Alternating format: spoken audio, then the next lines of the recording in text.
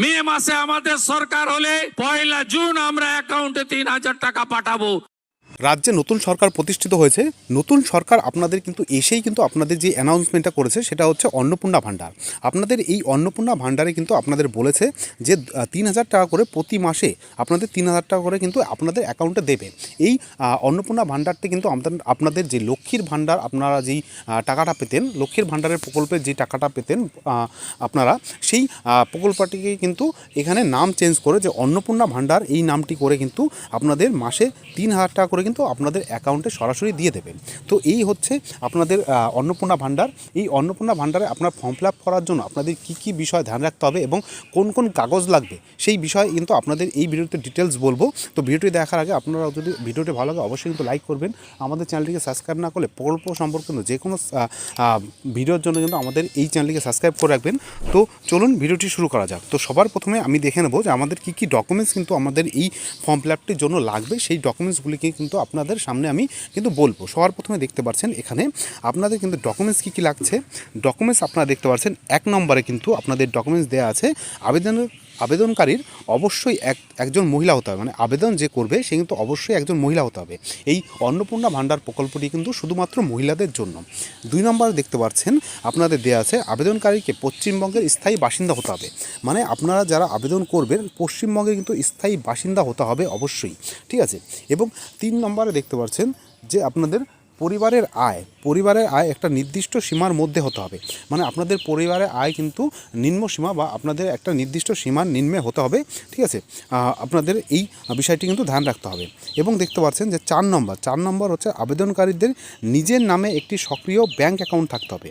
তার মানে কি আপনাদের যেই টাকাটি যেই ব্যাংক অ্যাকাউন্টে ঢুকবে সেই ব্যাংক অ্যাকাউন্টে কিন্তু আপনাদের সক্রিয় বা আপনারা বর্তমানে চালাচ্ছেন সেরকম একটা অ্যাকাউন্ট, মানে আপনাদের অ্যাকাউন্ট এখানে দিতে হবে, ব্যাংক অ্যাকাউন্ট, যার মাধ্যমে আপনাদের কিন্তু এই 3,000 টাকা করে প্রতি মাসে কিন্তু আপনাদের অ্যাকাউন্টে আসবে, ঠিক আছে। তো তারপরে দেখতে পাচ্ছেন 5 নম্বরটি আপনাদের ব্যাংক অ্যাকাউন্টের সাথে কিন্তু আধার কার্ডের লিঙ্ক রাখতে হবে, মানে ব্যাংক যে অ্যাকাউন্টে খোলা হয়েছে আপনাদের সেই ব্যাংক অ্যাকাউন্টের সাথে কিন্তু আধার কার্ডের কিন্তু লিঙ্ক করা থাকতে হবে অবশ্যই, ঠিক আছে। তার পরবর্তীতে দেখতে পারবেন যে 6 নম্বরের নিয়মগুলি দেখতে পাচ্ছেন যে 6 নম্বরে কী বলেছে, প্রয়োজনীয় বৈধ নথি থাকতে হবে। মানে কি আপনাদের প্রয়োজনীয় বৈধ নথি দেখতে পাচ্ছেন নিচে দেয়া আছে আপনাদের আধার কার্ড, রেসিডেন্ট প্রুফে আপনারা কিন্তু আপনাদের ভোটার কার্ডটি কিন্তু আপনারা দিতে পারেন, ঠিক আছে। ইনকাম প্রুফ আপনাদের অঞ্চল থেকে কিন্তু ইনকাম প্রুফটা পেয়ে যাবেন, ঠিক আছে। এবং ব্যাংক ডিটেলস, আপনাদের ব্যাংক ডিটেলস বলতে ব্যাংক অ্যাকাউন্ট আপনাদের কিন্তু এখানে একটা দিতে হবে, ঠিক আছে। বৈধ ব্যাংক অ্যাকাউন্ট যেটা আপনারা কিন্তু সবসময় চালাচ্ছেন সেরকম একটা ব্যাংক অ্যাকাউন্ট কিন্তু এখানে দিতে হবে। তো কী কী দিতে হবে, আধার কার্ড দিতে হবে, আপনাদের রেসিডেন্ট প্রুফ দিতে হবে, ইনকাম প্রুফ দিতে হবে। ইনকাম প্রুফ আপনারা পঞ্চায়েতে গেলে আপনাদের পেয়ে যাবেন। রেসিডেন্ট প্রুফ আপনাদের কিন্তু ভোটার কার্ড দিলে হয়ে যাবে এবং আধার কার্ড দিলে হয়ে যাবে। আপনাদের ব্যাংক ডিটেলসে আপনাদের ব্যাংকের একটা কিন্তু অ্যাকাউন্ট দিতে হবে যেটা কিন্তু সক্রিয় আপনাদের কিন্তু ব্যাংক অ্যাকাউন্ট চালাচ্ছেন। এবং সর্বশেষ আপনাদের আপনার পাসপোর্ট সাইজে একটা কিন্তু ফটো তুলে রাখবেন এই ফর্ম ফিল আপটি করার জন্য। এবং 7 নম্বরে দেখতে পাচ্ছেন যে সরকারি কর্মচারী হয়তো এই স্কিমে বা যোগ্য নন, মানে এই যেই অন্নপূর্ণা ভাণ্ডারের যে টাকাটি দেবে তারা কিন্তু যারা কিন্তু সরকারি কাজ করছে, কোনো মানে মহিলারা যারা সরকারি চাকরি করছে তারা কিন্তু এই মানে এই প্রকল্পের মানে সুবিধা কিন্তু তারা পাবে না, ঠিক আছে। এবং 8 নম্বরে দেখতে পাচ্ছেন একজন ব্যক্তি শুধুমাত্র একবারই আবেদন করতে পারবে, মানে যারা একবার আবেদন করে দেবে এই অন্নপূর্ণা ভাণ্ডারে তারা কিন্তু একবারই আবেদন করতে পারবে, দ্বিতীয়বার কিন্তু আবেদন করতে পারবে না, কারণ একজন কিন্তু একবারই টাকা পাবে, মাসে একবারই 3,000 টাকা করে তার অ্যাকাউন্টে কিন্তু ঢুকবে।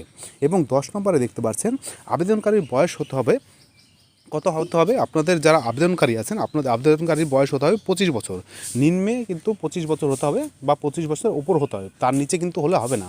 25 বছর থেকে আপনাদের কত বছর পর্যন্ত, 60 বছর পর্যন্ত, 40 বছর পর্যন্ত কিংবা 60 বছর পর্যন্ত কিন্তু আপনাদের এই ভাতাটি দেওয়া হবে। কিন্তু ভাতা বলতে বা প্রকল্পের এই টাকাটি আপনারা কিন্তু পাবেন, তার উপরে কিন্তু পাবেন না, বা এই 25 বছরের নিচে হলে কিন্তু পাবেন না কোনো রকম, নিম্নে আপনাদের 25 বছর বয়স হতে হবে। তো এই হচ্ছে আপনাদের বিভিন্ন প্রকল্পের এই অন্নপূর্ণা প্রকল্পের কিছু কাগজপত্র যেগুলো আপনাদের লাগবে, বা এই কাগজ ছাড়া আপনারা কিন্তু এই অন্নপূর্ণা প্রকল্পের টাকা কিন্তু আপনারা পাবেন না। তো আপনাদের এই কাগজগুলো কিন্তু অবশ্যই আপনারা কিন্তু মানে জোগাড় করে রাখবেন বা আপনাদের কাছে রাখবেন। অবশ্যই যখন নোটিফিকেশন বের হবে এই ফর্ম ফিল আপটি করার জন্য, তখন কিন্তু আপনারা কিন্তু ফর্ম ফিল আপ করতে পারবেন। এবার ফর্ম ফিল আপ বলছি, ফর্ম ফিল আপ কিন্তু অফলাইন এবং অনলাইন দুভাবেই হবে। দুইভাবেই আপনারা কিন্তু আপনাদের ফর্ম ফিল আপ করে আপনাদের কাছের এলাকায় পঞ্চায়েত কিংবা মেম্বারের কাছে কিন্তু দিতে পারেন, কিংবা বিডিও অফিসে কিন্তু আপনারা জমা দিতে পারেন। আবার অনলাইনেও আপনারা কিন্তু ফর্ম ফিল আপ করতে পারবেন, যেখানে আপনাদের বাড়ির কাছাকাছি কম্পিউটার সেন্টার আছে, সেখানে গিয়ে কিন্তু আপনারা ফর্ম ফিল আপটি করতে পারেন। তো দুভাবেই ফর্ম ফিল আপ করলে আপনাদের মাসে টাকাটি কিন্তু অবশ্যই ঢুকে যাবে আপনাদের ফর্ম ফিল আপ যদি ঠিক থাকে। তো এই হচ্ছে আপনাদের অন্নপূর্ণা ভাণ্ডারের হচ্ছে প্রকল্পের হচ্ছে বিভিন্ন কাগজ, যে কাগজগুলি আপনাদের লাগবে। তো অবশ্যই ভিডিওটি ভালো লাগলে অবশ্যই লাইক করবেন, আমাদের এই চ্যানেলটিকে সাবস্ক্রাইব না করলে অবশ্যই চ্যানেলটিকে সাবস্ক্রাইব করে নেবেন এবং পাশে থাকা অল বেল আইকনটি প্রেস করে নেবেন। তো ভিডিওটি শেষ পর্যন্ত দেখার জন্য ধন্যবাদ।